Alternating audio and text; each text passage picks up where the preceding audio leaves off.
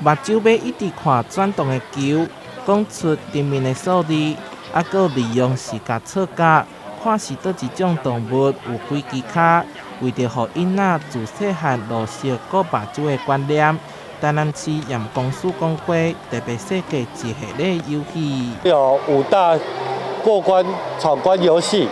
那针对说一些视觉障碍啊，或是双眼的平衡，然后办一些活动，让大家认识说，各个视力的重要性。不能看3D 产品超过1小时，电视不能看太多，然后如果近视的话会看不清楚。学生他们可以了解，像这边的话是有那个视障的那个体验的感受。儿童节前夕，让孩子们了解从视力保健，还有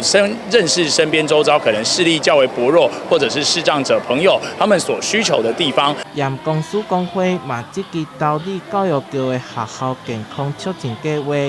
到达超过200场的校园宣导，甲近视防治的观念康做法，清楚予学生知影。连高雄市验光师工会嘛特别来观摩。这一次的那个闯关的活动啊，然后有非常多的这个寓教娱乐的这些环节，那从小就可以建立这个小朋友就是对于这个视力的重视。那我们希望呢，把这样子就是